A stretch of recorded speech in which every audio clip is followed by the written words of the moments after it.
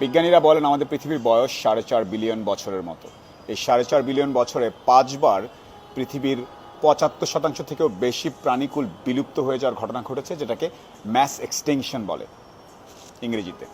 Mass extinction হচ্ছে যখন উদ্ভিদ প্রাণী এমন কোনো ঘটনা ঘটে যার কারণে 75%-এরও বেশি তারা একদম পৃথিবী থেকে ওয়াইপ আউট হয়ে যায় from the face of the earth. সর্বশেষ ম্যাস এক্সটিংশন মানে 5 নম্বরটা ঘটেছে 65.5 মিলিয়ন বছর আগে। আমরা যেটা প্রায়ই বিভিন্ন সিনেমায় দেখি যে ডাইনোসর বলছে যে ভিন গ্রহ থেকে কিছু একটা পড়েছে, এসে ডাইনোসররা বিলুপ্ত হয়ে গেছে, এবং সাথে সাথে আরও অনেক প্রাণী 65 বিলিয়ন বছর আগে, 66 বিলিয়ন বছর আগে। তাহলে আমি এটা নিয়ে কেন ভিডিও করছি? অনেক গবেষক এবং বিজ্ঞানীরা বলছেন এই মুহূর্তে, আজকে এবং গত 25, 30, 40 বছর ধরে 6th ম্যাস এক্সটিংশন চলছে। 6 নাম্বার ম্যাস এক্সটিংশন চলছে। এক্সটিংশন মানে কি? ন্যাচারাল প্রসেসে তো প্রাণী, উদ্ভিদ, ব্যাকটেরিয়া এই জিনিসগুলো আসবে যাবে, তারা নাই হয়ে যাবে, এটা ন্যাচারাল প্রসেস। বাট এখন এই মুহূর্তে পৃথিবীর অনেক ব্যাকটেরিয়া, ম্যামাল, র্যাপটাইল, প্ল্যান্টস 1000 কিংবা 10,000 গুণ গতিতে বিলুপ্ত হয়ে যাচ্ছে। কারণ কি? কারণ হচ্ছে, একটু বলে নেই, আপনি যদি মনে করেন যে এই পৃথিবীটা শুধুমাত্র মানুষের জন্যে, তাহলে এই ভিডিওর আগামাথা আপনি কিছুই বুঝবেন না।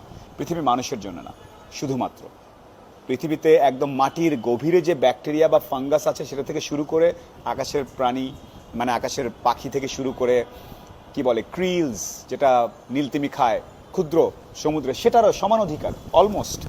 কিন্তু মানুষ সাধারণত পৃথিবীকে তার নিজের মনে করে, যেহেতু আমাদের মাথাটা একটু ভালো, এবং পৃথিবীর 70% ল্যান্ড এখন মানুষ ব্যবহার করছে। 70% ফ্রেশ ওয়াটার, পানযোগ্য পানীয় মানুষের দখলে। বাকি 30% ল্যান্ড আর 30% পানি বাকি যত গাছপালা, উদ্ভিদ, বাকি সব মিলে তাদের জন্য আমরা রেখেছি। আর এই ঘটনাটা 1970 সালের পর থেকে অনেক ফাস্ট ট্র্যাক্ট হয়েছে। 70 সালের ঘটনাটা কেন এত পিভটাল? এই পৃথিবীতে যে আমাদের সাইজ, আয়তন, যে পরিমাণ রিসোর্স সম্পদ আছে, তা দিয়ে একটা গবেষণা এসছে যে 3.5 বিলিয়ন মানুষকে মোটামুটিভাবে সাস্টেনেবলভাবে খেয়ে পরে বেঁচে থাকার মতো। পৃথিবীতে 1970 সালে সেই 3.5 বিলিয়ন মানুষের পপুলেশনের সংখ্যাটা ক্রস করে গেছে। 1968 সালে একটা বই প্রকাশ করেছিলেন পল আলরিক নামে এক ভদ্রলোক, স্ট্যানফোর্ড ইউনিভার্সিটির, দ্য পপুলেশন বম্ব।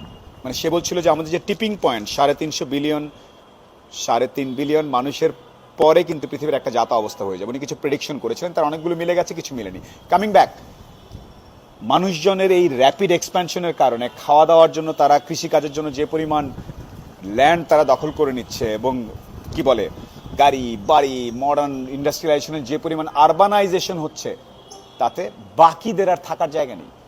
আগে মানুষ প্রকৃতির কাছাকাছি থাকতো।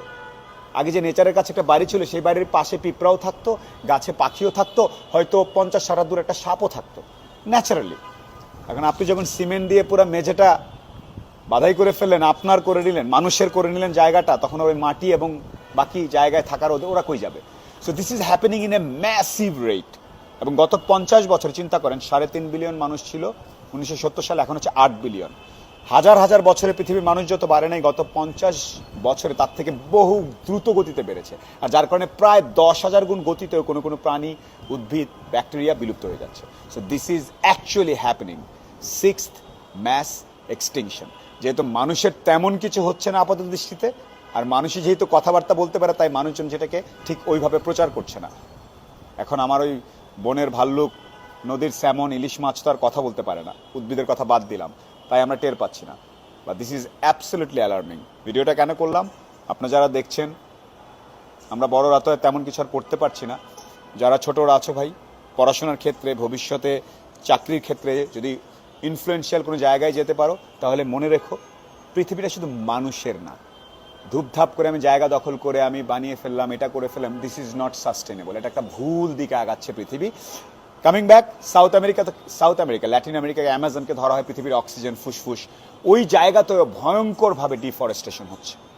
সমুদ্রের কথা যদি বলি, এমনভাবে আমরা শিপিং করছি, কারণ 90% অফ পৃথিবীর যত মালামাল আনানো হয় সমুদ্র দিয়ে, আমাদের ওখানে ডাম্প হচ্ছে তেল, ময়লা, ফিশিং করতে করতে ওভার ফিশ করে ফেলতেছি, বাকি ডলফিনের জন্য বা অন্য কারো খাওয়ার জন্য কিছু রাখছি না। সব মিলে this is going crazy. 6th mass extension scientist এবং গবেষকরা বলছে এই মুহূর্তে ঘটছে। মানুষ হিসেবে আমাদের কিছু দায়িত্ব আছে। So this video is just a food for thought. If you guys keep thinking about it, maybe will see an impact. The impact is seriously necessary, and the world, the nations, the economies are not doing much about it. So I hope the future generation will do something about it. পৃথিবী শুধুমাত্র মানুষের না, পৃথিবী প্রতিটি জীবিত অণুজীব থেকে শুরু করে উদ্ভিদ পাখি সবার। Thank you.